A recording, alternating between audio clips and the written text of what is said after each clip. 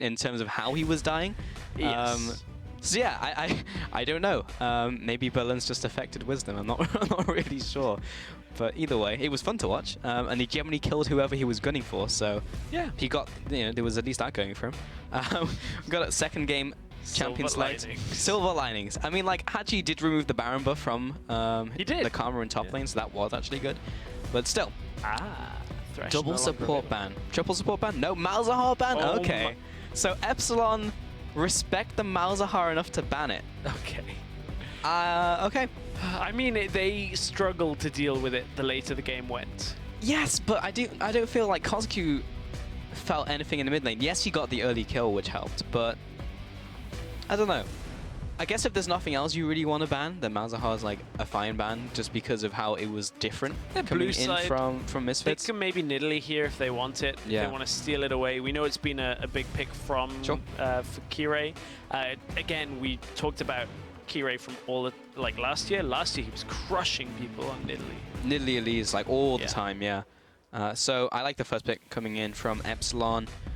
Misfits, do they just go for lane dominant picks again? I think they can just pick the Lucian perhaps here if they want it. Although, hang on, what was banned that isn't? So Sivir. Vlad is available, Sivir is available, Gragas is available. So there are 3 top like big picks that were banned out from last game. Epsilon. We may see the Vlad come out in that. From Selfie, just because of how strong it is right now. Yeah, I mean, Selfie usually picks it later into the draft, typically. You generally do that on, like, Red side. And if Epsilon, they could prioritize it for Kozku. But Selfie's Vlad has been really, really good so far. Looking at... okay, so Sivir has been locked in, still waiting on the next pickup. But, yeah, that was banned out last game against Hansama. And Rek'Sai as well for Wisdom. So, yeah, next in line, now that Nidalee's been taken away. Didn't go for Elise though, so yeah, just going for the Rek'Sai for frontline. I like it. It gives them a basis where they can work on multiple lanes now as well. Rek'Sai, that's one of the good things that Wisdom has been able to do is play over on that side lane if they've required it. And we saw with the Gangplank in the last game and some of the attempt of the Malzahar of being in the side lane just to set it up so that it pushes. Maybe we'll see something similar come from them, but with the Sivir, you also now have the ability to disengage fairly easily with the on the hunt, back yourself away. So we'll watch for the rest of the draft. That's true. That was actually very useful for Epsilon, the Karma, which has been banned away this game. And looking towards their next 2 pickups. Okay. So locking in the Caitlyn for Warlight. Epsilon have had some success on this pick so far in the regular season, and Nami as well for Noxiac. So this seems more of a try and survive laning phase lane than we had last game. That's what I was going to say, is this is a, we're just going to play defensive and hold on. The opposite of that is picking Alistar into Caitlyn Nami, which screams we're going to lane swap or we're going to lose a laning phase. Yeah. Because Caitlyn good into Sivir, Nami good into Alistar.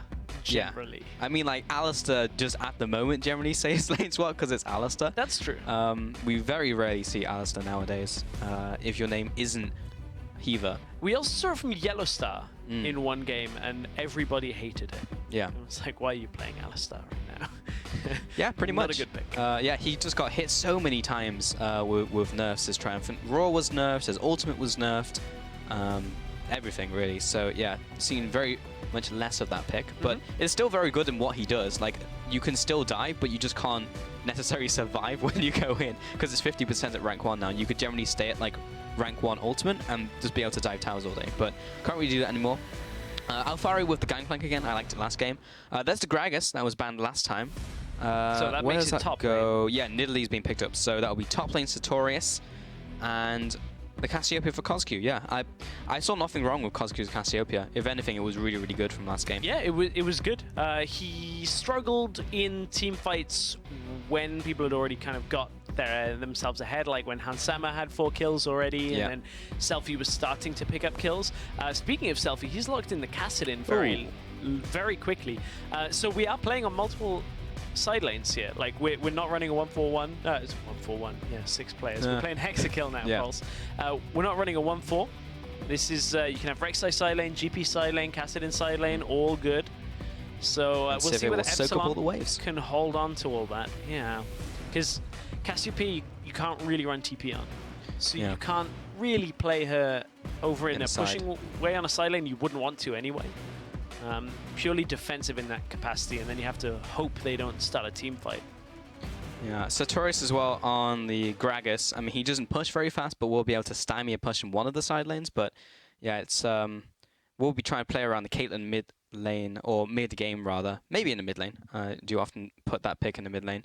Around the mid game, but You okay over there? yeah, I don't know what's going on. Mid lane, mid game, push it in the lane. Push it in the lane. Yeah, okay. I just wonder how this one's gonna go, because they could be mid game in the mid lane. We'll see.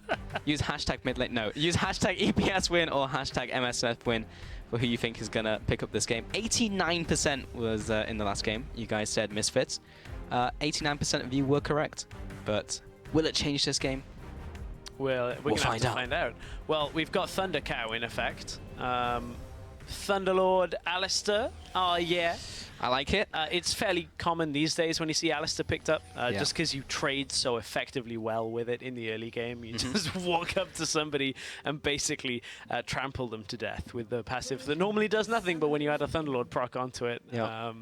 suddenly Alistair has a lot of damage. Yeah, it's actually decent in the early mid game. It's very similar theory to Thresh. Yep. Ignar, he's gonna literally just walk Noxiac. up to Noxiac.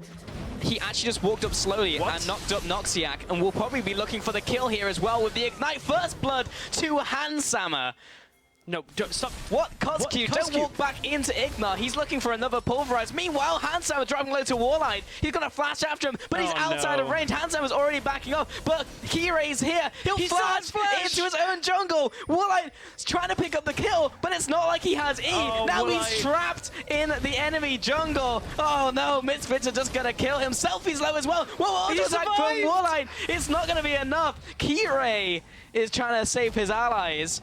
What was this level 1? The start to this game sums up Clown Fiesta at the beginning of this. Like, okay, we need to rewatch how Noxiac did not just walk away from Ignar in the beginning of that. Like, was his vision cut somehow? Is what I'm kind of watching. Hopefully observers can like vision. They were in the bush. My apologies, I missed the initial part of them being in the bush. So that's how Noxiac got caught. And from there, it's fairly straightforward for this first kill. Woolite should just back away. You should not go towards this bush 2 versus 3 in the early game. Little unfortunate he was out of range there. Handsama with a good reaction flash over the wall. I can't believe he still has only flash. got one auto. No, me neither. Like, holding his flash for that long. And then from here, it's... Woolite was always going to die. I mean, where are you going to go? Oh, Woolite just didn't have the vision. Yeah. Oh, that's painful. May have survived long enough to get the auto attack down had Ignar not been running Thunderlords, because the Thunderlords proc came in and was just barely enough to finish him off. So very possible. Yeah. Yeah. I missed that they were in the bush at the beginning, so I was checking on my screen some of the keystones as well. Yeah, but you don't expect 2 kills to come from that. That is true. But I mean, neither did Noxiac really, by the looks of it. One of them went onto Handsama and did go back to buy a longsword. And Woolite doesn't have any potions here. He has a Nami, though, for some sustain, but it means that in any kind of short burst trades, you know, the Q comes out from Handsama and they effectively trade back. So 2 assists over to Selfie. He's picked up the Dark Seal to start the game. He starts it with 2 stacks. Yeah. Oh, God. This is already going quite well. He knew how that first trade was going to go at the level 1. I wish that were the case. He was so confident that that was going to happen. Starting off the game with an 800, 900 gold advantage is pretty damn good. Yeah, it's pretty good. I mean, Dark Seal, a lot of people will look at that and be like, man, he was so confident to begin this. And as we spoke about on LCS a fair amount this past week, you know, cast it in safe 1 to 6. Yeah. So you can kind of just get Dark Seal. It assists you when it comes to your sustain. You're not likely to die. Once you get 6, you're so safe, it's not even funny. So it's not exactly a show-off build to start. It's just standard. It almost never is. I mean, like, every single champion that we see nowadays pick up Dark Seal is because they are... We were praising his barrel uses last game as well, but every champion we see picks it up because they are safe, like a Maokai, like Echo. Yep. Satori's going to jump onto Alphari, but doesn't have kill potential just yet. So yeah, pretty much. It's not because you're just BMing your opponent anymore. No. Kyrie. Oh, I mean, he's caught out here. Wisdom's going to find him, and yes, you are Nidalee, but Rek'Sai does have a lot of damage in the early game, especially with Red Buff. Going to tunnel after him. We'll have the Prey Seeker up. Hero's going to pounce. There's Prey Seeker. Now, if he had two more Prey Seekers... Yeah, he couldn't close the distance quite fast enough. Alphari was TPing back from the base, so didn't quite have the ability to cut down. Back up to this top duo lane. Still no potions for Caitlyn, but they've been able to sustain up pretty well with Nami. You can see the damage coming out from CosQ already. Yeah. Even though Casten's fairly safe. Whoa, Warlight. He's just kind of caught out. Here comes the Ignite as well. Bubble onto Hansame. Going to try and jump to safety. Ignar's going to punch him to death, though. Kill to Ignar. Meanwhile, Noxiac trading against Hansame, but it's Nami versus Sivir. Eventually, Sivir's going to win. Combo from Ignar. Oh, big cow. 2-0-2 in this game. Oh, man. That is painful. Again, the 2v2 goes the way of Misfits, and when a Caitlyn is forced to rush level 2 boots before any damage item, RIP. This Caitlyn is not getting into the game for a very, very long time. So what happened? He separated. Why is Warlight that far forward? Like, I know he's trying to chase back Ignar and Hansama, but at this point you've already kind of... You're going even in the lane, right? Mm-hmm. You've already given away 1 kill early, which is fine in the sense that, like, the laning phase then being even is actually okay. Yeah. But then you try and harass down for, like, 1 more auto onto the Sivir. I understand why you're trying to go for that, but it's too greedy. It's trying to regroup too quickly in this game. There's so many things to say, but Ignar has picked up mobility boots, so already he's trying to roam and try and get a gank down the mid. Luckily it was warded.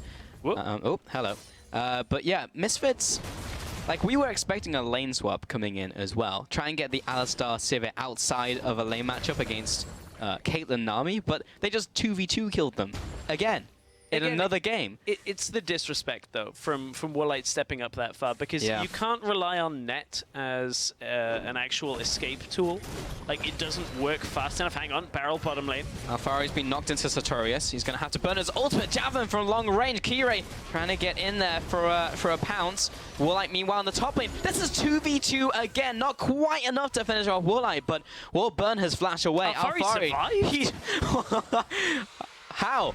How did he survive that? There was a Nidalee. What? Why? Oh, he didn't have flash available. He just used it. Oh, no. Oh, this is all going so horribly wrong. That duo lane is 0-5 stress. It's gone so horribly wrong in the beginning of this game for Epsilon. Just time and time again, Hansama and Ignar going aggressive, getting the damage down, and then Epsilon are trying to cut corners, trying to stay in the lane there to be able to hang on somehow in this matchup. But they are so incredibly far behind. I mean, come on. When that happens in game 1 and you are so far down despite the rest of the map doing well, you can't do it again. Look at this. Noxiac has nothing he can do. This is like... Nami generally is a decent setup here because of how long range these two champions should be into Alistar Sivir, but the Epsilon bot lane is pushed up. Warlight pushes himself to the wall and the tower. Oh, if there's one spot you don't want to be against, like, a skill shot based champion. Bot lane! Oh, body in the bot lane! Gone. Misfits, all of them are down here. 2 kills in rapid succession. Uh-oh. Noxiac and Warlight, they're on top of each other. Ignar's looking for the most fantastic pull rise of all time. He'll get it onto Warlight. Selfie's going to follow up. There's the force pulse. CosQ comes in from the mid lane. Maybe they're able to get 1 kill in return. Got it. Noxiac picked up the kill. Oh, this could not be going worse for Epsilon. And CosQ, I can't tell who's trapped right now. CosQ jumps after Alpharo. They'll both flash away. Chasing him but into Hansama's coming down. Ignar's there to cut him off. Ultimate onto 2. But he's being chased down. He's got nowhere to go. Oh, the fadeaway boomerang out from Hansama will pick up that one. Dead. Noxiac caught out of position. Pulverized headbutt combo. Noxiac also dies. Good lord. 10-1 to stress. We both had the same thought at the same time. Oh man, the beginning of this game, I don't think we've seen go quite this horribly in a Challenger Series game at all. Misfits just crushing the fight bot lane because Ignar is there. He's already level 6, like he's strong enough. Didn't even have to use his ultimate in the beginning. Hits another combo. Woolite dies, Selfie had roamed down too. I mean, there's not a whole lot to break down here. Cosq realistically should not start chasing Alphari here. He feels like it's fine because Noxiak is there, but look, Ignar's in vision this entire way. Hansama cuts down as well, and Cosq's like, oh, I really shouldn't have chased this. And you're just there thinking, well, no, you really shouldn't have. And then Noxiak stays around for long enough to die as well. Level 4 Nami. This is the point in the game where if you're Ignar, you just go full AP. And they got a tower. Thank you, observers. I would just go Lichbane from here for Ignar. We're at about 6,000 gold at 10 minutes. As an advantage. Yep, that's a big gold disparity. Especially on Cosq's dead. Yes, he is. Hansama has now extended his lead over Woolite. Okay, yeah. I mean, the kills are happening too fast now to even call. This is one of these games where the optimism of, hey, it's great, they can play for X, just escapes completely. Hansama is so far ahead, 2,300 gold ahead. That's basically... Well, I only have 3,000 gold. Yeah, I was going to say, that's more gold than Noxiak is worth. Yeah. His total life savings right now are eclipsed by Hansama's advantage over Woolite. Wealth. Yep. Well, so looking towards game 3. But seriously, Misfits, 11 minutes into a game, in a scrim, both teams would have quit out by now and just said, okay, go next. Yeah. When you've got a 4-0 Sivir, a 3-1 Kassadin that has Rod of Ages finished at this point, and you're basically still even dominating their CS as well at the same time, 99 on your AD carry to 79. I mean, Woolite has had some farm, but still has a million years to go before he ends up being relevant in this game. It's weird. This is how I thought game 1 was going to go. Yeah. I wasn't expecting game 2 after actually a pretty decent performance from Epsilon to go this way, but it's just been so many small missteps, which is surmounted in this massive gold lead. And I mean, the biggest misstep was at the start of the game, where they'd lost 2 kills, and everyone started with this gold lead in every single lane. That's just cascaded out of control. Ignar's Alistair, 2-0-8, 10 out of 12 kills. I mean, I'm not questioning the pick anymore now, Stress. No, I was thinking, Alistair not really a meta pick. Is it going to be able to do well in this lane? Yeah. Yeah, turns out it's going to do just fine. Hansama versus Sartorius. Well, that was the full combo, bar the ultimate in from Sartorius. Now Hansama to chase him down. He still has spell shield, so he can reaction ult that one. Alphari's getting chased down in the bottom lane. Still has his ultimate. It's coming up in 5 seconds, I believe. Selfie. He TP'd into the bottom lane, but Epsilon did not want to stick around. Flash E. And Ignar is already tanking the tower. Wisdom's going to come in, and Sartorius immediately regrets his decision. It's the same play from game 1. This time it's AD carry and support that has jungler come across as well. But we saw game 1, Sartorius try and hold a tower when it was pretty much already dying, and die for it. This time he actually saves it. Well, if the 90% curse is a factor, this would be one heck of a game to rear its head in. Yeah. If Epsilon ended up winning, but I don't really see that happening on this one, Pulse. Best of luck, Epsilon. You're going to need it. Yeah. It's sad, though, because I actually was impressed by how they played the first game. Me too. The beginning of it. It looked good. The snap decision on Baron. Yeah. It's like, yes, that is what we want to see. All eclipsed by what happened in this game. A series of missteps. It seems like they go into the game knowing what to do. It's just like, all right, bot lane didn't have such a great performance. Let's put them on Caitlyn Nami. We'll have them play from range, not get killed in lane. And then the lane goes 1-7. And it's just like, okay, Now what? Do we just go the same and then we have Warlight and Noxic literally just stand at tower and just farm? Because even in this defensive lane, they lose against Sivir Alistar. Like, what do you suggest? Like, what do you do from here? I don't know. I feel like it was a lot of it was the execution. Like, yeah, Coscu's dead. Here comes. Oh, actually, Kyrie and Sartorius are here. I didn't look at the minimap ahead of this. Ignar's gonna get speared. He does have an ultimate. Coscu gets blown up by Selfie. Sartorius uses a defensive ultimate. That's a chilling smite. And Selfie will follow down as well. He does so much damage. Ignor's aggressively flashing you after Noxiac. Noxiac just wants to go home. Wave. Exhaust comes down. Ignor just walking through the tower. President Noxiac. Apparently like Atlantis ruler with the bodyguards on the way back. Oh god. Well, Kyrie's dead. Oh no, Warlight, he's got nowhere to go. Put more traps. Try and cut off the escape route. Hanshammer's gonna flash after him. Warlight, everyone chase down Warlight. Here's the hunting party. Oh, Selfie's gonna find him. Coscu, he's the next one in line. Flash ultimate misses. And we'll go back to his tower. And Misfits will take mid. This whole sequence. This is just hilarious. I haven't watched a game like this in so long. No, honestly, like this is very rarely ever at this level do you have a game like this. And it's purely from how the game starts and then opened up. I mean, this should be good. I can see why Epsilon want this. I can see why. Unfortunately, Coscu gets annihilated. Like, wasn't even close. The damage that Selfie has is obscene. And everybody flashes everything. Oh, ride the wave. Point break in the bot lane here for Wisdom and Ignar. President Noxiac. I mean, Ignar just doesn't care. Like, he's so strong. And like, I think Ignar was actually wanting Trample to kill him then. Yeah. Like, just run him over. And Selfie just, like, when you have a 7-1-4 like Cassidy on the enemy team at 16 minutes, that's generally when you just say, all right, FF boys. Like, I mean, when you have a Cassidy 7-1-4 at 35 minutes, you're like, great, we've won this game. Yeah, that's true. This is brilliant. But he's not even the only threat on the team. Like, Alfaro is 204, like, Hansam is 505, Sartorius just popped the ultimate on top of himself.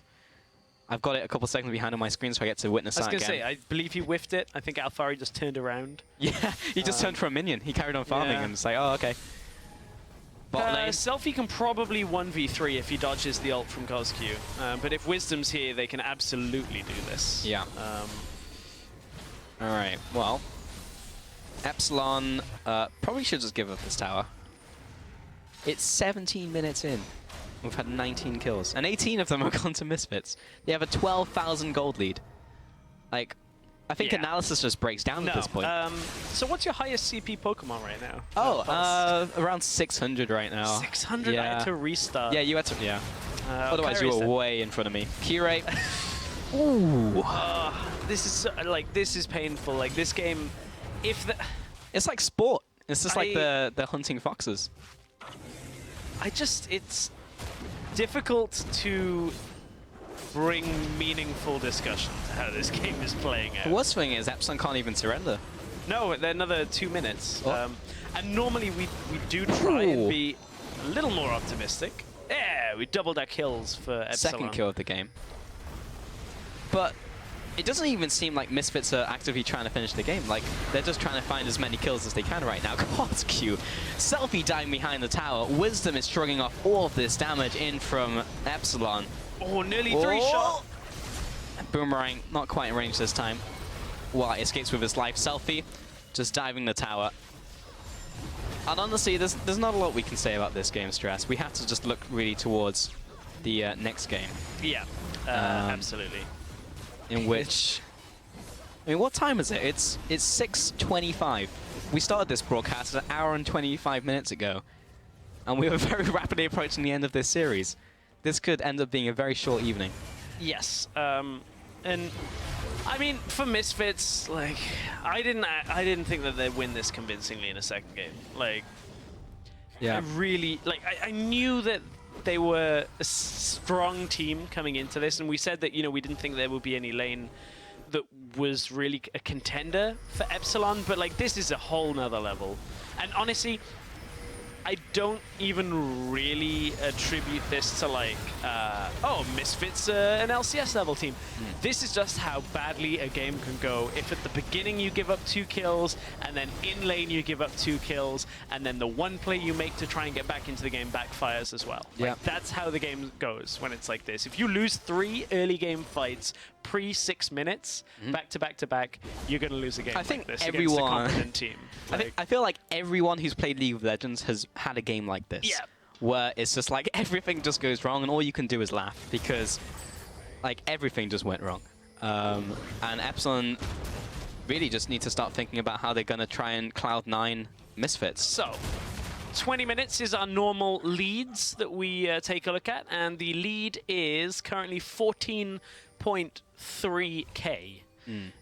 May actually be one of the most significant leads we've seen. On the bright I believe side, there's an SKT game where they like 20k leaded somebody. Got him. Yeah, he's one-shotting people now. Honestly, Epsilon's draft is like... Epsilon can win with this draft. Yeah.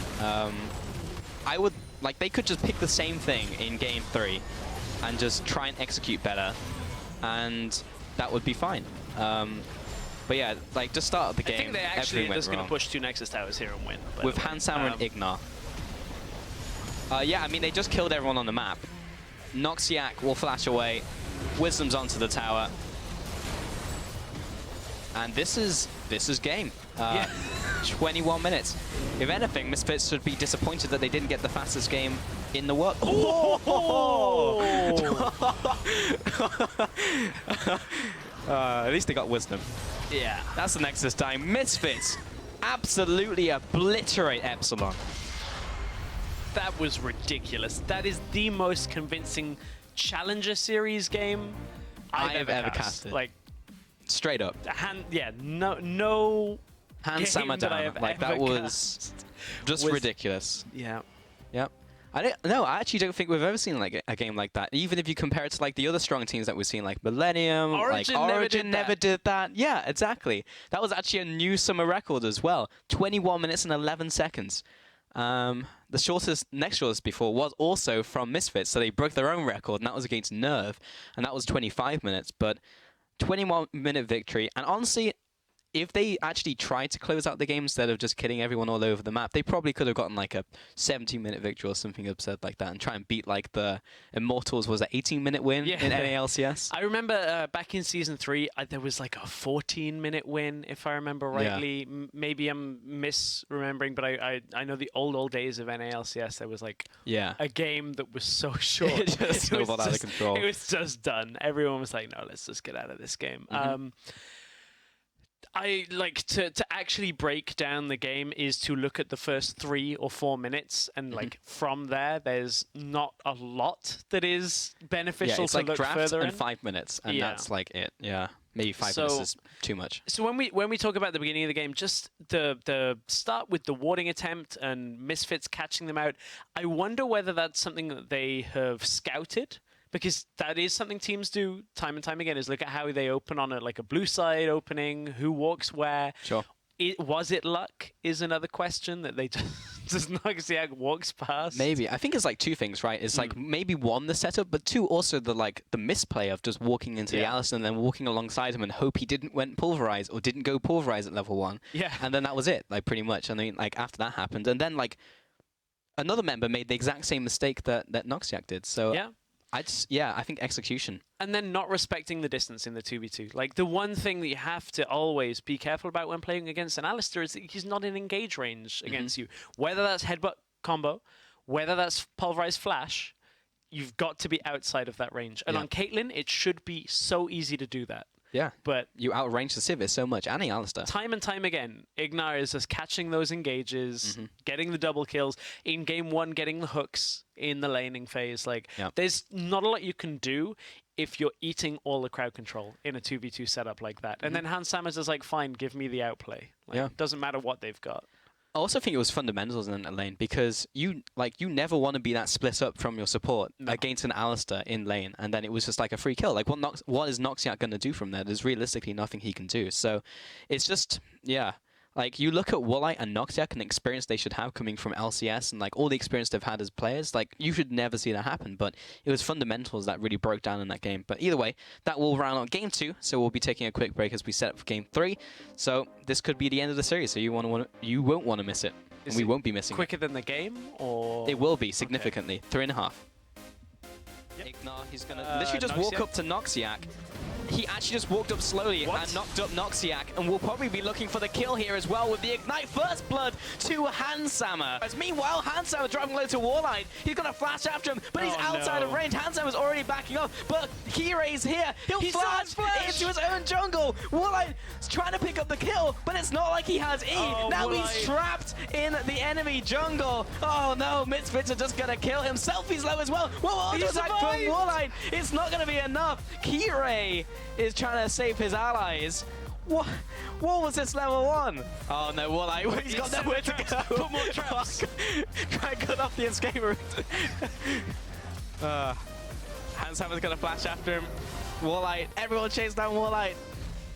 Here's the hunting party. Oh, Selfie's gonna find him. 21 minutes. If anything, Misfits should be disappointed that they didn't get the fastest game in the world. Oh! At least they got